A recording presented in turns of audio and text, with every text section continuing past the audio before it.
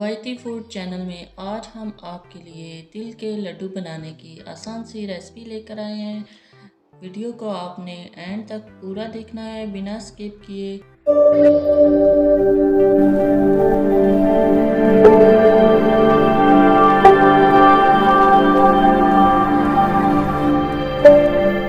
अस्सलाम वालेकुम viewers, YT food channel में खुशामदीद। कैसे हैं आप सब? उम्मीद है कि आप सब खैर आफियत से होंगे। वाईटी फूड चैनल में आज मैं आपके लिए तिल के लड्डू बनाने की आसान सी रेसिपी लेकर आई हूँ। ये बहुत ही कमाल की रेसिपी है, खाने में बहुत ही ज़्यादा हेल्दी रेसिपी है क्योंकि हम इसको बनाएंगे गुड़ के साथ। और गुड़ तो सर्दियों में आप जानते ही हैं बहुत ही ज़्यादा मुफीद है, फ़ायदेमंद है। इसकी तासीर गर्म होती है जिससे हमारे जिस्म को बहुत ताकत मिलती है। तो चलें फिर रेसिपी को बनाना स्टार्ट करते हैं। बिस्मिल्लाहिर्रहमानिर्रहीम। यहाँ पैन में हम 1 कप तिल ऐड कर देंगे।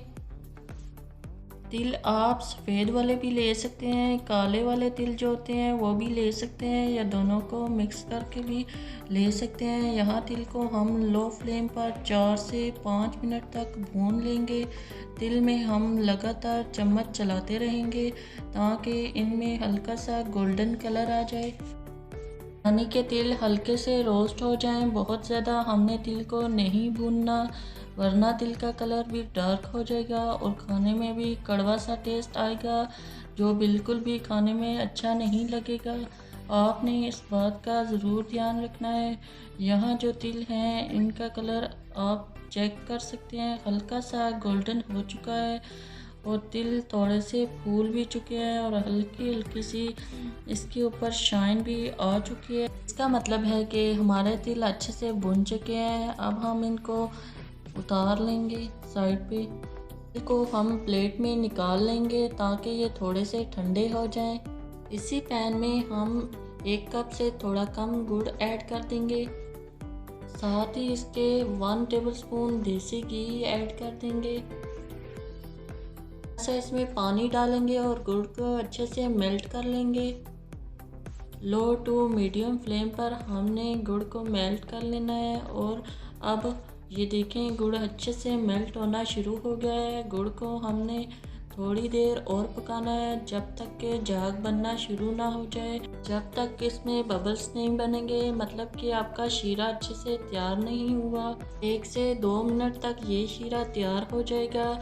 झाग का बनना बहुत ज़रूरी है, मगर आपने शीरे को ज़्यादा कुक भी नहीं करना। अगर ज़्यादा कुक कर देंगे तो लड्डू सख्त बनेंगे और खाने में भी आपको बिल्कुल मज़े के नहीं लगेंगे।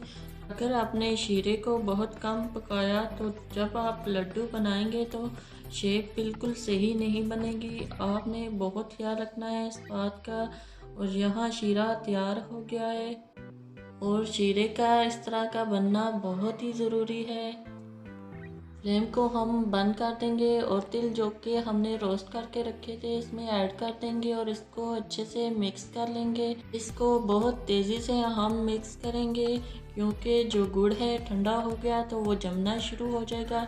तो हमने इसको जल्दी से ही मिक्स करना है और हमने इसको अच्छे से मिक्स कर लिया है। यहाँ हम हाथों पे थोड़ा सा पानी या ऑयल लगाकर इसके लड्डू बना लेंगे। इसको हमने ज़्यादा ठंडा नहीं करना वरना ये जम जाएगा, लड्डू सही नहीं बनेंगे। तो इसको हमने थोड़ा सा नीम गर्म होने तक इसके लड्डू बना लेने हैं। तो में घुमा घुमा कर हमने लड्डू को शेप दे दी है और लड्डू बना लेंगे इसी तरह बाकी के सारे। इस मिक्सचर को ठंडा होने से पहले हम सारे लड्डू बना लेंगे इसी तरह। तो ये देखें माशाल्लाह कितने ज़बरदस्त तिल के लड्डू हमारे तैयार होने जा रहे हैं। तिल के लड्डू बनाकर आप एयर टाइट डिब्बे में सेव कर सकते हैं और आप इसको महीने तक इस्तेमाल कर सकते हैं। ये ख़राब बिल्कुल भी नहीं होते। और जब भी आपका दिल करे मीठा खाने को तो आप ये तिल के लड्डू खा सकते हैं बजाय किसी और चीज़ के। तो तिल के लड्डू के फ़ायदे बेशुमार हैं, हेल्दी होते हैं, खाने में भी बहुत मज़े के लगते हैं। तो बनाएं, खाएं और एंजॉय करें। बहुत ही कम खर्च में तिल के लड्डू बनाएं घर में। सर्दियों में ये लड्डू खाना बहुत ही फ़ायदेमंद है। माशाल्लाह तिल के लड्डू आप देख सकते हैं कितने ही खूबसूरत लग रहे हैं और खाने में भी ये बहुत ही ज़्यादा मज़े के होते हैं। तो आई होप कि आपको ये रेसिपी बहुत पसंद आई होगी। अगर आपको तिल के लड्डू की रेसिपी अच्छी लगे तो वीडियो को लाइक कर दें और चैनल को सब्सक्राइब करना ना भूलिएगा। कमेंट्स में ज़रूर बताइएगा कि आपको ये रेसिपी कैसी लगी। अपना बहुत सा ख्याल रखिए। नेक्स्ट वीडियो तक के लिए अल्लाह हाफिज़।